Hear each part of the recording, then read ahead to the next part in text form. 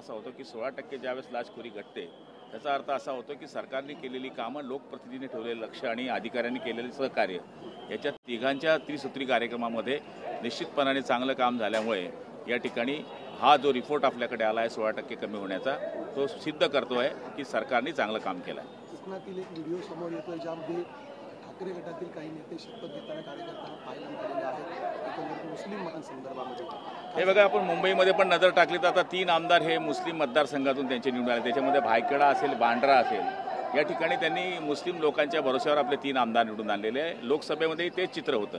त्याच्यामुळे निश्चितपणाने त्यांनी हिंदुत्वाचा मुद्दा सोडला आहे, त्यांनी मराठी माणसाच्या न्याय हक्काचा मुद्दा सोडला आहे. खरी शिवसेना जर ती कोणी वाचवली असेल तर ती एकनाथरावजी शिंदे साहेबांनी, बाळासाहेबांच्या विचाराची शिवसेना वाचवलेली आहे. आणि कालचा प्रयत्न आपण त्यांचा पाहिला असेल की त्यांच्या लक्षात आलं की आता हिंदुत्व सुट्ट आहे, म्हणून त्यांनी आता सपा नालायक आहे, सपा अशी आहे, सपा तशी आहे, म्हणजे एकीकडे हिंदुत्वाचा जागर करण्याकरता पुन्हा त्यांनी आता तोंड बाहेर काढलं आहे. कारण की महापालिका हा पोपटातला जीव आहे, हा जीव त्यांना पाहिजे आहे. त्यामुळे आता हिंदुत्वाचे पुरस्कर्ते आम्ही आहे, मराठी माणसाचे पुरस्कर्ते आम्ही आहे, दर्ग्यामध्ये जाऊन पाया पडणारे आम्ही आहोत. हे नौटंकी जी चालली आहे लोकांच्या लक्षामध्ये आलेली आहे. पण लक्षात ठेवा, येणाऱ्या महापालिकेमध्ये ज्याप्रमाणे विधानसभेमध्ये झालं त्याचप्रमाणे महापालिकेमध्ये सुद्धा यांना सपाटून मार खावा लागणार आहे. अजित पवार आणि चंद्रबाबू नायडूंना आता क्लीन चिट मिळाल्यानंतर काँग्रेसच्या खासदारांनी संसदेमध्ये स्थगन प्रस्ताव आणलेला आहे. कशा प्रकारे बघता या प्रस्तावाला? हे बघा, आता विरोधकाचं कामच आहे ते. शेवटी स्थगन प्रस्ताव काही सरकारने स्थगिती काही सरकारने दिलेली नाही. ज्या एजन्सीने स्थगिती दिली किंवा ज्या कोर्टाने स्थगिती दिली त्यांना त्याच्यामध्ये काही निघालं नसेल म्हणून तो निष्पन्न झाला आहे.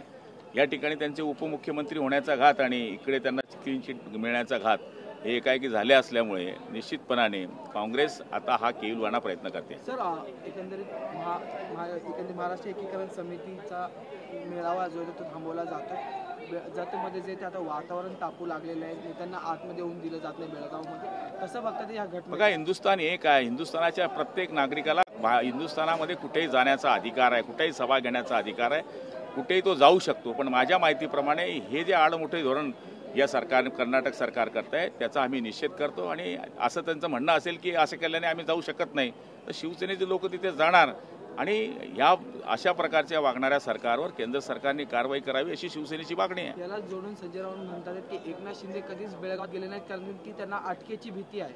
हे बघा, एकनाथ शिंदे हे ज्यावेळेस बेळगावचं आंदोलन झालं तर 1.25 महिने जेलमध्ये छगन भुजबळ साहेबांबरोबर राहिलेले हे त्यांना माहीत नसेल. त्यावेळेस संजय राऊतांच्या हातामध्ये फक्त पेन होता, तोही बिना शाईचा होता. त्यामुळे त्यांना ह्या गोष्टी काय माहीत असणार आहे. हे नगद आलेलं हे बावलं काही सांगत असेल तर त्याच्यावर आमचा काही बोलण्याचा निश्चितपणाने आम्हाला काही बोलावं असं वाटत नाही. रात्री एकनाथ शिंदे फडणवीसांची भेट झालेली आहे. काय वाटतं, मंत्रिमंडळासंदर्भातील अंतिम चर्चा झाली का? विस्तार या आठवड्यात तरी होईल का? मला त्याच्यातलं काहीच माहीत नाही. शेवटी हा त्यांचा अधिकार आहे. जतमध्ये शिवाजी महाराज आणि अफजल खानाचा जो वध केला होता त्याचे पोस्टर होते ते फाडण्यात आले, असा आरोप जो आहे तो गोपीचंद पडळकर यांनी थेट पोलिसांवर केलेला. पोलिसांनी हे बॅनर फाडले, महाराजांचे बॅनर फाडले, अशा चर्चा आता सुरू झालेल्या आहेत जतमध्ये. नाही, निश्चितपणे असं काही झालं असेल तर त्या ठिकाणी चौकशी केली पाहिजे आणि ज्या माणसाने काही केलं असेल त्याच्यावर कारवाई केली पाहिजे. नागपूरमध्ये अनेक ठिकाणी जुगार आणि मटक्याचे अड्डे सुरू आहेत. पोलिसांना अनेक ठिकाणची माहिती असूनही कारवाई केली जात नाही. या संदर्भात काही तुम्ही पाठपुरावा करणार आहात का? विधिमंडळात प्रश्न उपस्थित करणार? हे बघा, प्रश्न तर उपस्थित करण्याचा या ठिकाणी आम्हाला सगळ्यांना अधिकार आहे. पण माननीय मुख्यमंत्री नागपूरचे असल्यामुळे आम्ही त्यांना या ठिकाणी ही सूचना करू किंवा विनंती करू की अशा पद्धतीच्या बातम्या आल्या आहेत तर आपण कारवाई करण्याचे आदेश द्यावे. कर्नाटक में कांग्रेस की सरकार है, मराठी नेताओं को पहलगाम में आने से मना किया गया है, कैसे देखते हैं? देखो, देश में हर नागरिक को कहाँ भी जाने का अधिकार है और वो अधिकार को कोई टाल नहीं सकता है. मुझे तो भी लगता है कि ये जो दंडुकशाही यहाँ पर कर्नाटक सरकार कर रही है उसका हम निषेध करते हैं. वो रोक देते हैं इसका मतलब हम जाएंगे नहीं, ऐसा नहीं हो सकता है. शिवसेना वहाँ पर जाएगी, डंके की चोट पर जाएगी और मुझे लगता है कि केंद्र सरकार ने उस सरकार को रोकना चाहिए, उन पर कार्रवाई करनी चाहिए, ऐसा हमारी सबकी मांग है. आने वाले कुछ दिनों में मंत्रिमंडल विस्तार महाराष्ट्र में होता दिख सकता है, आपकी क्या अपेक्षा है? देखो, विस्तार तो होने वाला, ये आपकी तरफ से भी हम सुन रहे हैं और सदन में भी चल रहा है. देखते हैं, अभी जब भी विस्तार होगा आपको बताएंगे. धन्यवाद.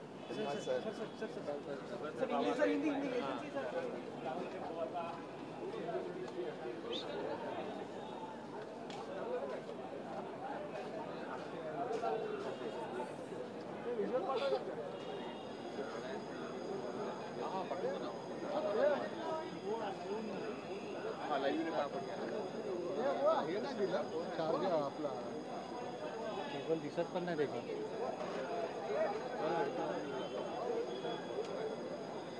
जा लवकर आताच जा आले ते जयंत पाटील आले दुसरा माळा.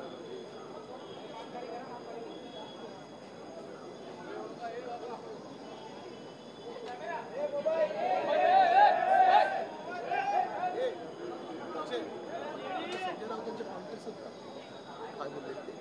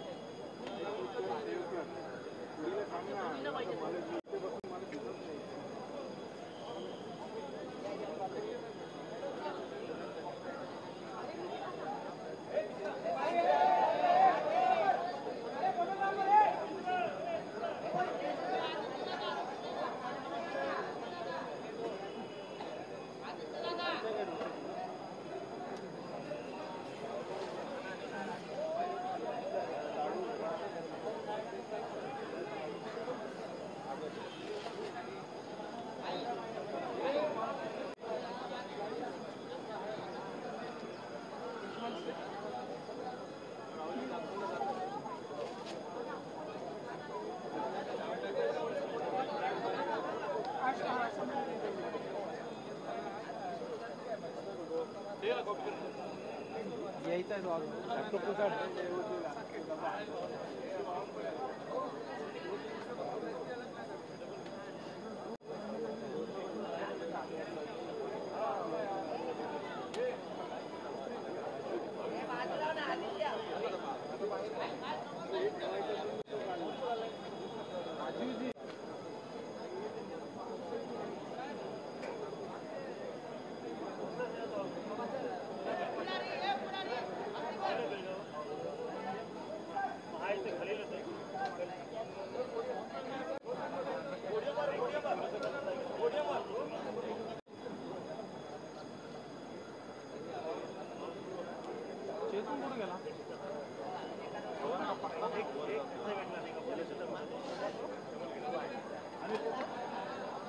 काय म्हणते माझं